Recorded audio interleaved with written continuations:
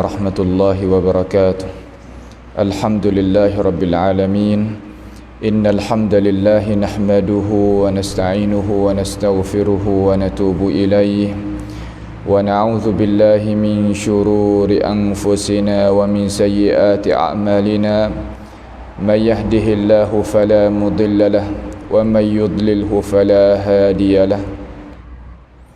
Wa ashhadu an la ilaha illallah wahdahu la syarika lah wa ashhadu anna Muhammadan abduhu wa rasuluh. Subhanaka la ilma lana illa ma 'allamtana innaka antal alimul hakim. Rabbana zalamna anfusana wa illam taghfir lana wa tarhamna lanakunanna minal khasirin. Allahumma arinal haqqa haqqan warzuqna ittiba'ah wa arinal batila batilan warzuqna ijtinabah. Allahumma ya muqallibal qulub tsabbit qulubana ala dinik. Allahumma ya muqallibal qulub tsabbit qulubana ala ta'atik. Allahumma rabbana atina fid dunya hasanah wa fil akhirati hasanah wa qina adzaban nar. Wa sallallahu wasallama wa baraka ala abdika wa rasulika nabiyyina Muhammadin wa ala alihi wa ashabihi ajma'in. Alhamdulillah, segala puji bagi Allah Subhanahu wa taala, Tuhan yang menciptakan kita. Allah Subhanahu wa taala masih lagi beri peluang kepada kita, sama-sama kita boleh duduk di dalam majlis ilmu pengetahuan sakut paut dengan pentafsiran daripada surah Az-Zumar. Insya-Allah pada perjumpaan kita sekali ini kita akan tengok isi kandungan ayat yang ke-48 daripada surah Az-Zumar. Jadi Tuhan ni duk royak di dalam ayat 47 tu lagi, nak royak kepada orang-orang hak pesing kata tidak gunanya akal fikiran dia sebagaimana Tuhan hendak, menzalimi diri dia dengan beberapa sifat yang Allah Subhanahu wa taala merka. Utama sekali iaitu dia ambil sifat kekufuran mari pakai kepada diri dia sehingga dia habis umur dalam keadaan dia itu tidak beriman kepada Allah Subhanahu wa taala. Dan mereka yang jalan seumpama mereka itu sampaikan kepada hari ini. Maka apabila orang yang zalim kepada diri sebagaimana kita sebut tadi dengan cara hakikatnya iaitu orang tak beriman, dan orang yang beriman juga kena ambil pengertian, ambil fahami, ambil beringat. Kerana kalau kita ada iman sekalipun, kalaulah kita tak melaksanakan apa yang Allah Subhanahu wa taala suruh dan retah, nescaya seolah kata kita zalim juga kepada diri kita. Seumpama kata orang Islam tetapi tak mau nak semaya, tak mau nak puasa, tak mau nak tutup aurat kalau bagi orang perempuan, tak mau nak cari harta dengan cara yang halal dan sebagainya. Itu makna kata perkara-perkara yang nak menzalimkan kepada diri masing-masing. Apabila orang umpama tu dia tengoknya azab yang Allah Subhanahu wa taala sediakan bagi dia, maka dia terasa di dalam hati kata, hamba ni kalau boleh milik segala-gala harta yang ada di atas muka bumi ni dan seumpamanya mari bergana-gana lagi, nescaya kami nak gunanya harta tadi itu semua untuk nak tebuhkan diri kami daripada azab yang sangat dahsyat pada hari akhirat nanti, iaitu hari kiamat. Apabila Allah Subhanahu wa taala buka yang nampak dengan mata kepala kata seksa orang yang tersebut tadi itu macam mana. Itu maksud daripada ayat yang ke-47 daripada ini surah, iaitu ini surah Zumar. Maka apabila Tuhan tu nak buat lagu tu kepada dia, awak apa Tuhan nak jadi balas begitu lalu, maka kita tahu dah kata sifat dia tu sifat tak berimeh. Lepas tu satu lagi sifat yang macam mana sebab Tuhan nak marah sangat ni. Sebab nak marah sangat sehingga Tuhan ni cedek azab sedahsyat-dahsyat azab, sehingga dia apa berasa kata nak tebuh diri dia dengan segala-gala harta yang dia milik.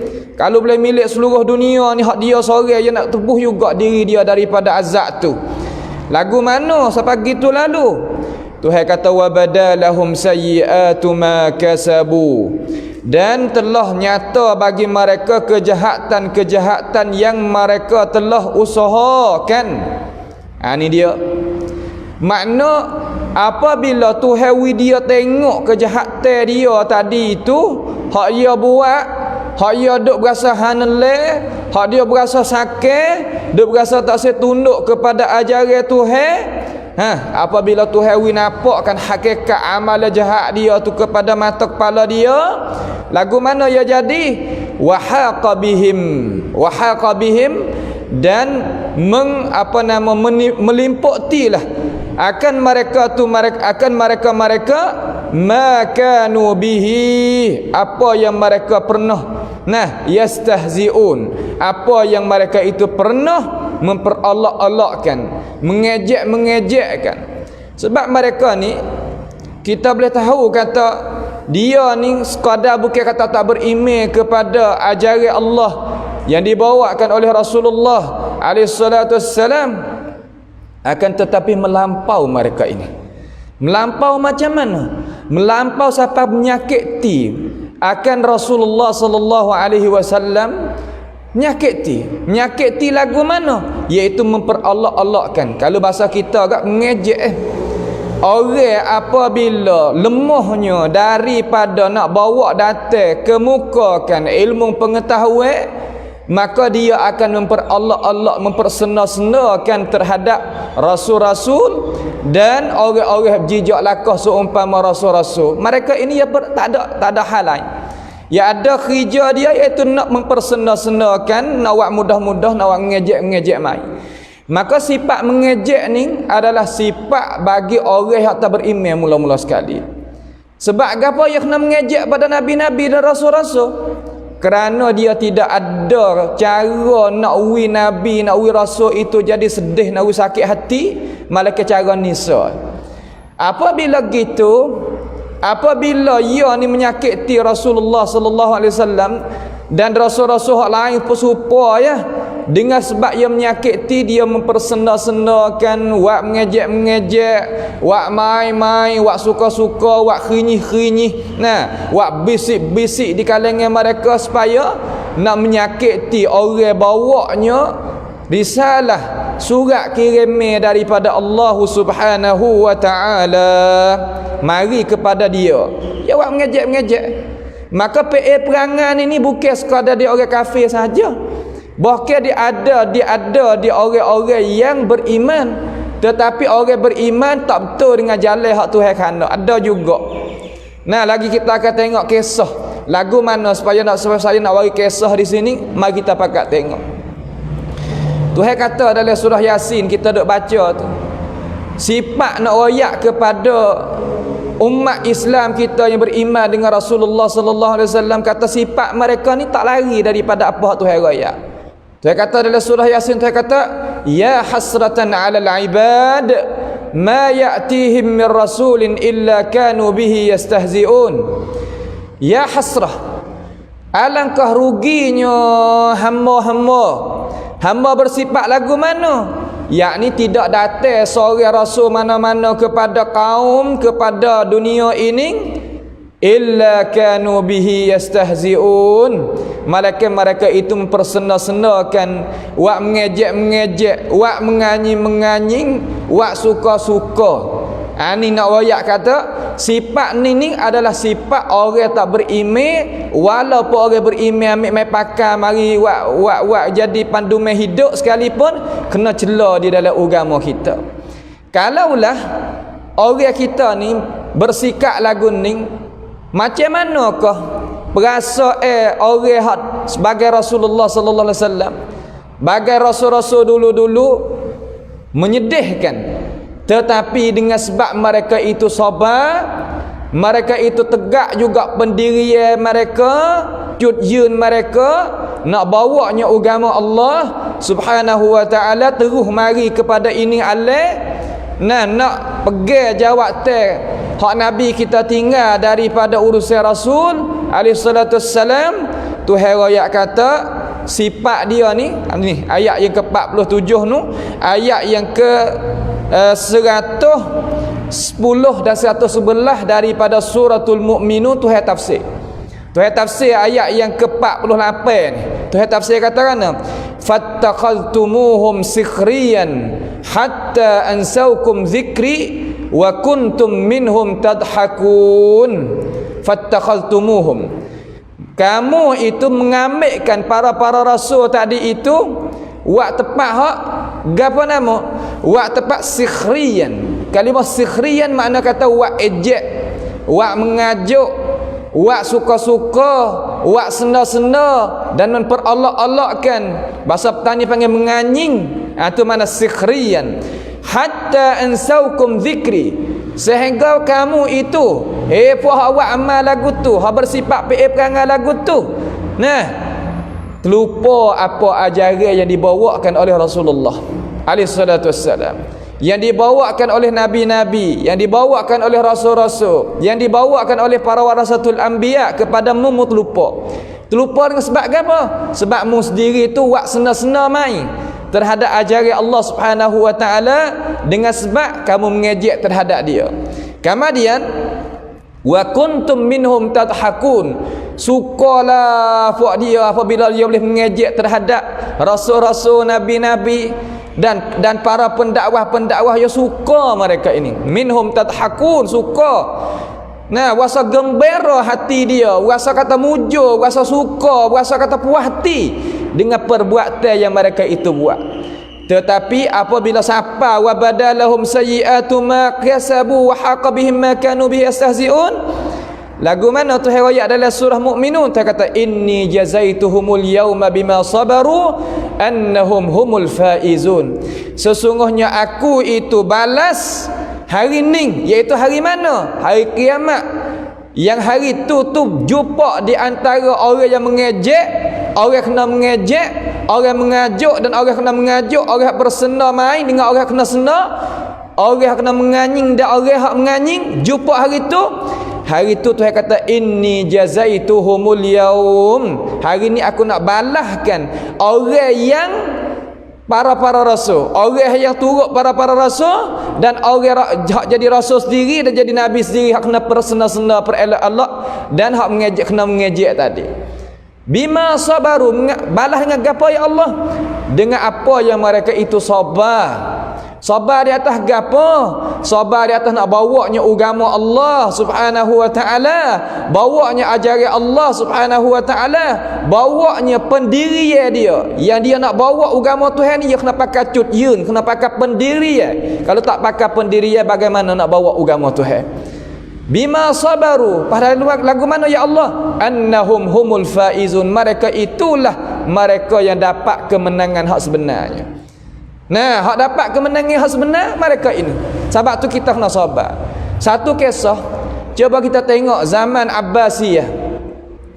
Zaman Abbasiyah ni penuh dengan qadhi-qadhi, ketua-ketua Al-Mu'tazilah. Mu'tazilah ni salah satu daripada jalan ni puak-puak yang tak ada ikut ajaran Allah Subhanahu wa taala dengan cara 100%. Dia orang Islam tapi Islam pasal fasik. Dia orang Islam pasal zalim ke diri. Itu apa panggil Mu'tazilah. Zaman tu dia boleh menguasai kerajaan. Dia boleh menguasai kerajaan, dia cocohnya raja, sampai raja tu nampak dengan cara memikir dia. Ahli kalam orang panggil Mu'tazilah ni. Lalu dia ni pengaruhkan raja boleh, dia suruh raja tadi, dengan sebab raja ada jawatan kuasa, suruh peranakkan puak-puak ahli sunnah ni semua daripada ulama-ulama yang ada di dalam itu zaman. Siapakah Buwaiti yang ada? Buwaiti ni pengsebar mazhab Syafi'i, hak besar jugalah duduk di Mesir nunu. Dia panggil mari di Baghdad, mati tahu mereka ini. Dan Imam Ahmad tu dah ada di Baghdad, kena katak, kena pukul. Sukalah puak dia apabila Imam Ahmad kena godek, kena katok, kena pukul. Suka Nampak tak? Siapakah nampak gusi-gusi? Siapakah datang 70 orang daripada puak Tok Qadhi dia? Kerana nak mengejek terhadap ajaran yang dibawakan oleh Imam Ahmad. Sebab Imam Ahmad ni bawa tali Rasulullah sallallahu alaihi wasallam. Dia kata 70 orang puak dia mari depan raja. Dia kata, bunuh Imam Ahmad. Bunuh dia. Tak apalah, darah dia tu kami sendiri nak tanggung depan Tuhan esok. 70 orang mari jumpa dengan raja. Akan tetapi Imam Ahmad dengan sebab sabar dia kerana nak bawanya ajaran walaupun kena mengejek, kena menganying daripada ahli kalam umpama tu.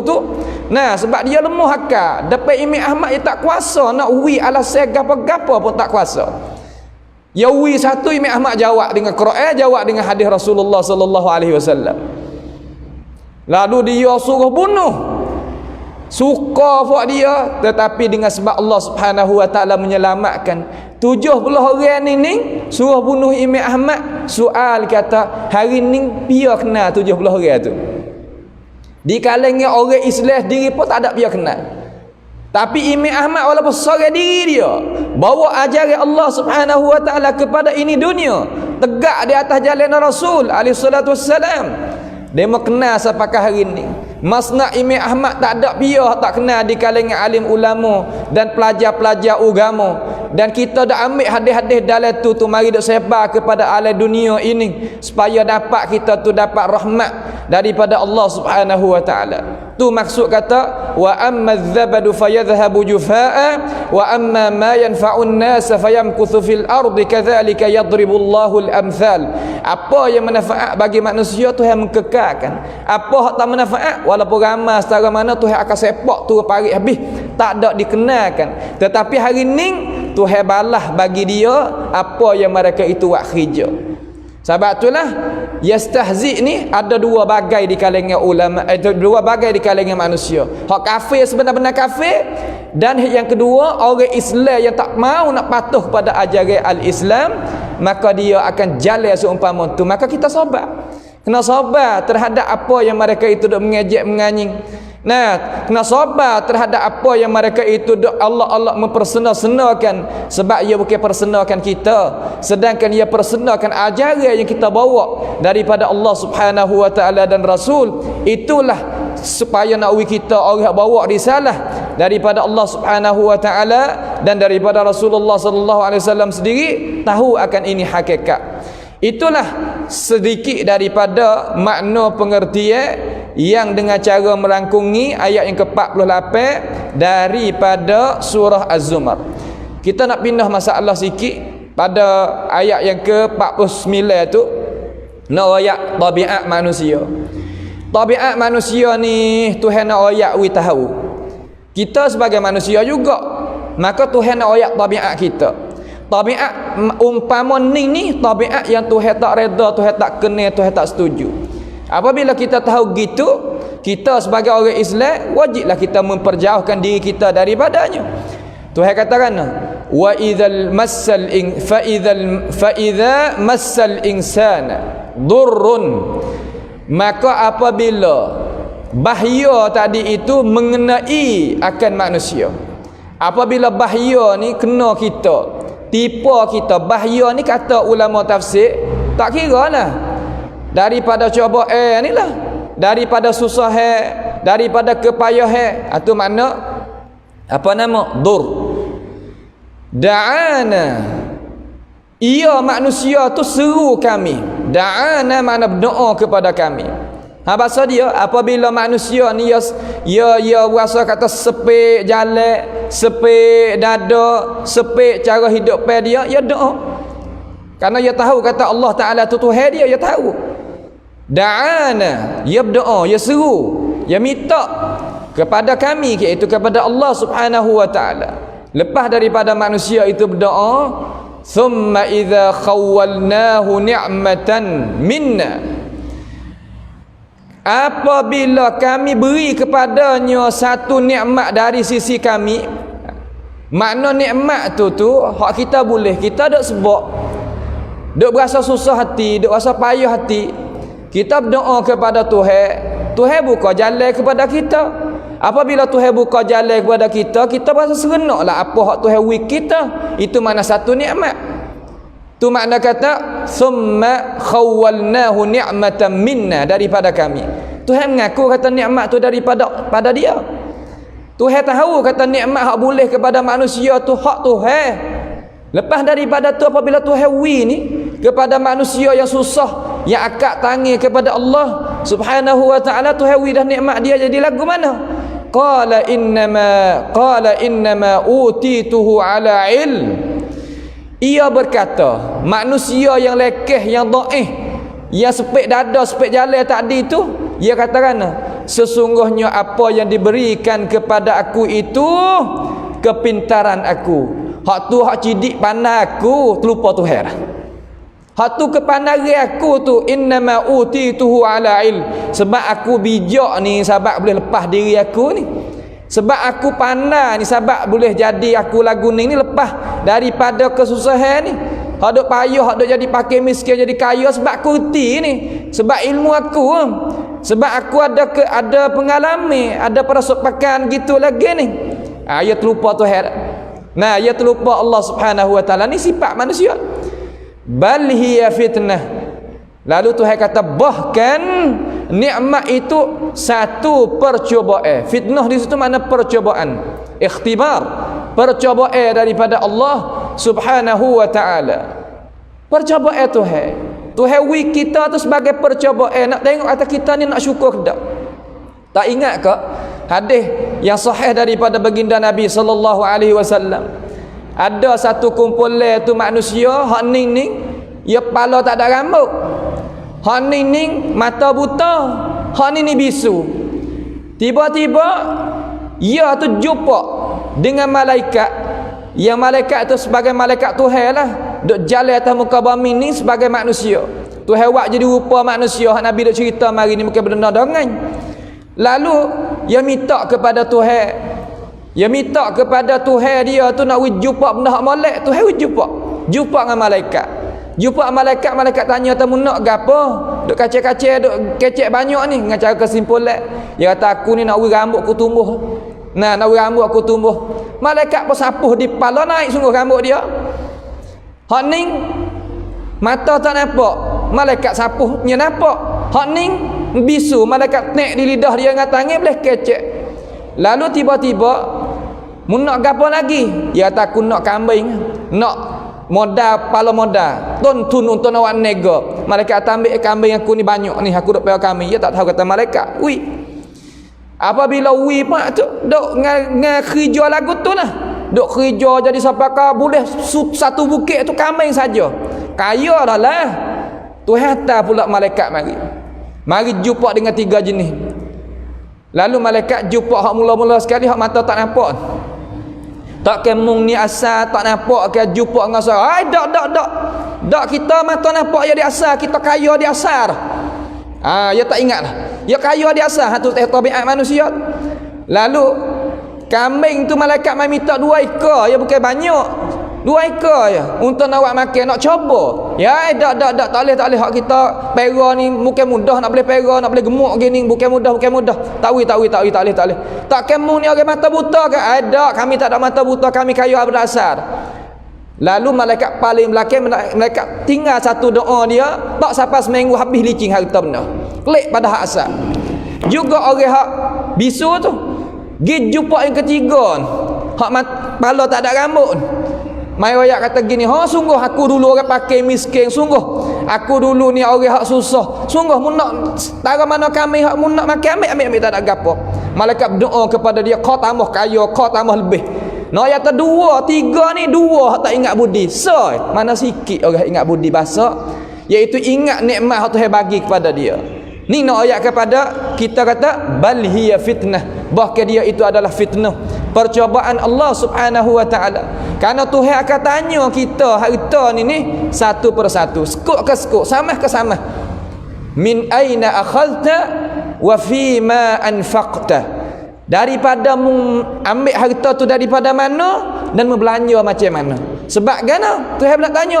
Karena kata dalam hadis al-mal malullah. Harta tu harta Allah Subhanahu wa taala. Tuhan kita pinjam. bukan harta kita.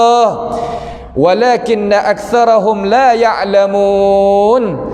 Akan tetapi kebanyakan manusia itu tidak mengetahui. Tidak mengetahui apa?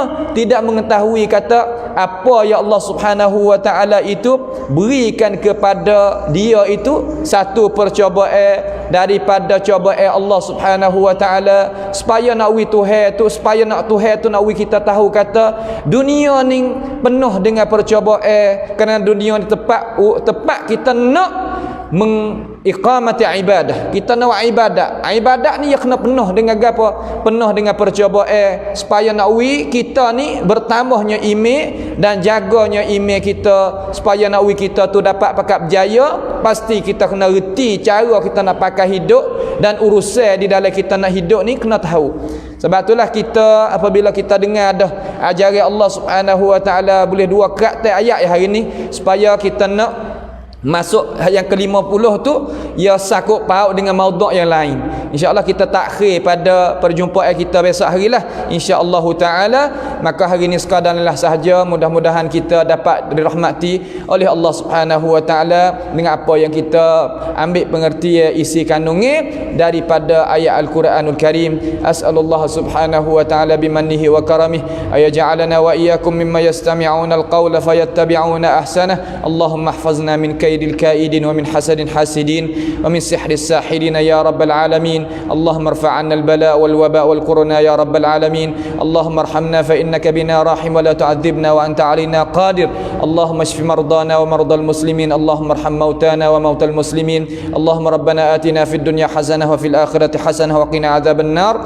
Wa sallallahu wasallama wa baraka ala 'abdika wa rasulika sayyidina wa nabiyyina Muhammad wa ala alihi wa sahbihi wasallam. Wassalamu alaikum warahmatullahi wabarakatuh.